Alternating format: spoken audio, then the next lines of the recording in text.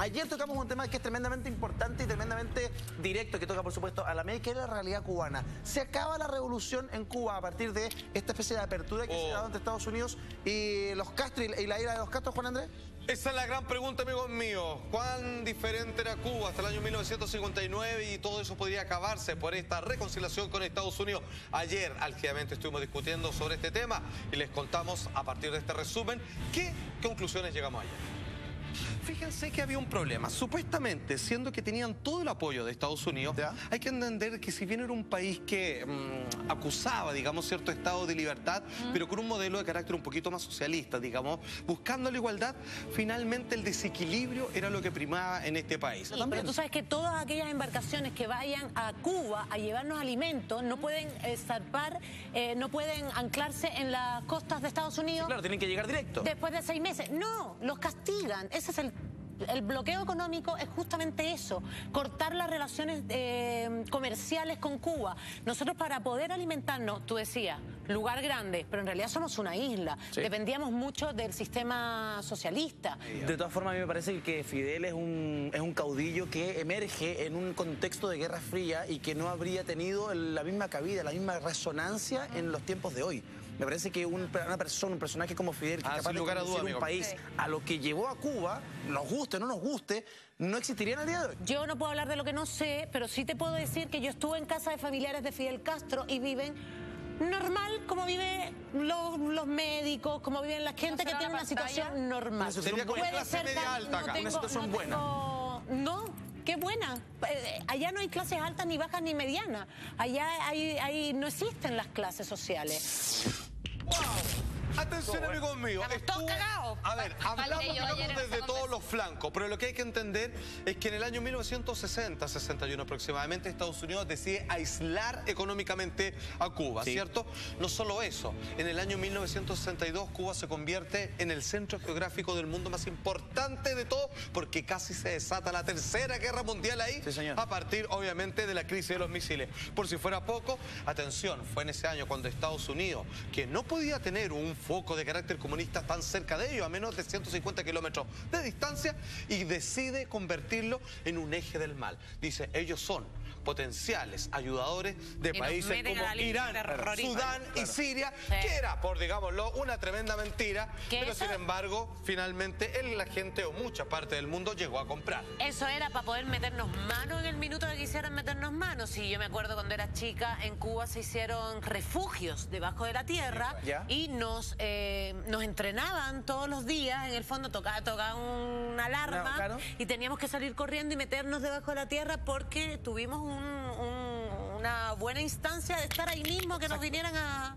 No, lo que pasa es que no lo podía. No habría tenido ninguna posibilidad de defenderse ante un ataque. Nada, entregado. Sin embargo, pero el resto del mundo sí se les habría tirado para eso. Exacto, pero tenían una exquisita asistencia militar de parte de la Unión Soviética, que no le molestaba tener un aliado muy cerca de las costas de Florida en cuanto a Norteamérica. Porque tenían sus misiles ahí. Por supuesto, digamos. Fue el punto más importante histórico en aquel tiempo. Atención, hasta que se viene Bahía de Cochinos. ¿Qué pasa? Estados Unidos agarra una gran cantidad de cubanos disidentes, digamos así, contracastristas, y decide agruparlos para hacer un ataque de frentón.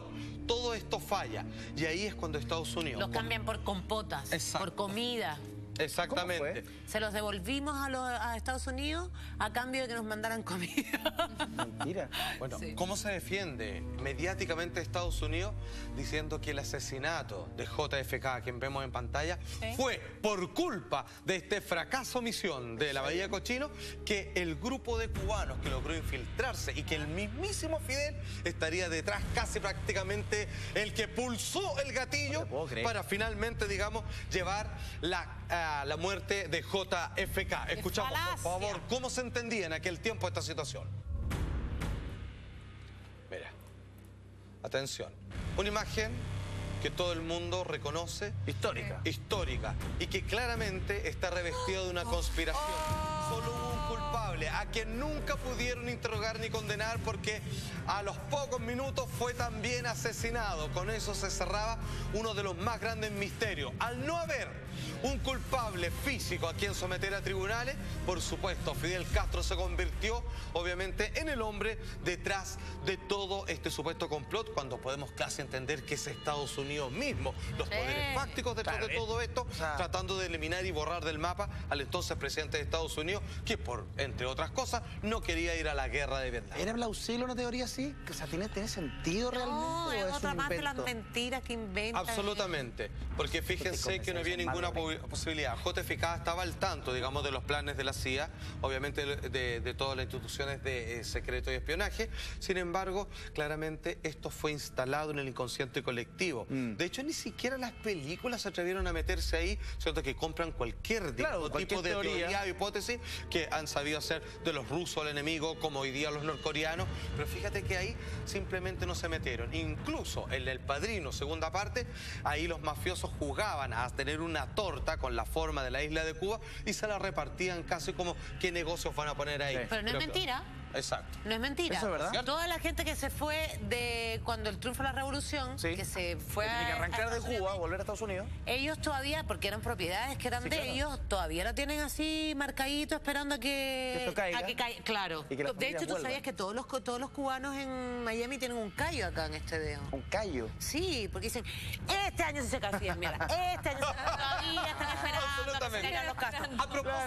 A propósito de eso, fíjate que hay que decirlo, Cuba ha logrado resistir, para bien o para mal, hasta el día de hoy con su sistema después de la revolución. Sin embargo, fíjate que existe el barrio del Resplandor, donde las personas se atreven, digamos, a levantar la voz y a quejarse de que, pese a que el plan político no debiera permitirlo, o debiera haber un equilibrio socioeconómico, ellos dicen que viven en la pobreza máxima. Quiero que escuchemos sus declaraciones y después te quiero preguntar tu opinión, amigo. Bueno, yo les voy a hablar claramente de que mi esposo está preso, que me lo sacaron a trabajar, ya ves que me estoy 3 días ahí y no he comido. Las condiciones son totalmente bajas, ya que no percibo ayuda de nadie. ¿Por qué? Porque soy viuda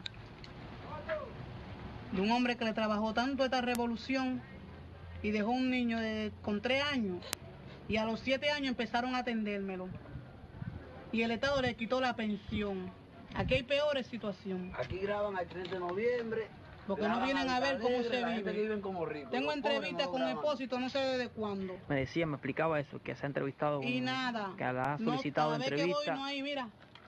Míralo aquí. Míralo como lo tengo con la cabeza. Bueno, cada vez que voy es por gusto. Wow, a ver, la declaración bastante categórica y fuerte, de hecho bastante valiente, porque según lo que afirma el mito, es que si tú eres de manera directa contra el sistema castrista, podrías pagar por lo menos con prisión, digamos, y obviamente la mitología se mete en otras historias que son... Yo también recogí muchos testimonios de ese orden, Salfa, en este viaje. Joanny Sánchez es una de las mayores blogueras que hay en contra de la revolución cubana y... no ha desaparecido, no la han metido presa. Pero porque hay un apoyo, se supone que hay un apoyo internacional en torno a su figura gigantesca. Yo no puedo hablarte por todas las realidades. Yo la verdad que llevo 20 años viviendo en Chile. Soy prácticamente, llevo más años en Chile que lo que viví en Cuba. La realidad que a mí me tocó vivir, señores, la mía, la personal, dista mucho de lo que se ve acá. Sí. Yo ayer les dije, en Cuba no hay pobreza, hay una carencia tremenda, pero una carencia que es para casi todos iguales. Y no digo todos porque, claro, tampoco estuve en los estratos de la mano de Fidel Castro. No tengo idea, como sé que ellos viven muy cerca donde vivo yo, pero viven como en un lugar que tú no llegas a ver nunca donde. Claro. Hay como unas parcelas enormes. Y solo pregunta, ¿el sistema no los contempla a ellos en este término de unificación con el resto, como fue tu familia, por ejemplo? Es que yo, lo que les decía ayer, yo estuve en casa del sobrino de Fidel Castro, estuve compartiendo con ellos y el flaco no tenía nada mejor que lo que había en mi casa. O sea, y mi mamá era doctora, nada más. Claro. ¿Me entiendes? Entonces, no te sabría decir. Claro que hay personas que viven en situaciones más precarias, sí, porque además lo que también se hacía mucho en Cuba, este tema del ocupa. ¿Cachai? Que había una casa vacía, una casa antigua, tú te metías, tenías un hijo y a partir de que tenías un hijo en esa casa pasaba a ser tuya. Entonces, no te desalojaban, no te sacaban de ahí. Entonces, claro, hay solares donde la gente vive en unos cuartitos así, enanos, y viven todos juntos y es todo como... pero hay de todo, o sea, no... Y esto va a ser un experimento además de cómo se termina desenvolviendo los próximos meses. Absolutamente, claro. Exactamente. Ahora, yo no creo que la revolución, perdona Salfa, lo que tú planteas al principio, yo no creo que la revolución se acabe. Gracias a Dios se está abriendo al sistema económico lentamente, porque si no nos habría quedado la embarrada como pasó en la ex Unión Soviética. Sí. Claro. Vamos a ver qué pasa. Sí, que hay personas que obviamente, me refiero a los emigrantes ilegales, digamos, que arriesgan su vida por un estilo de vida mejor. Sí. Obviamente hay que ver... Pero eso también es incentivado por Estados Unidos. Pero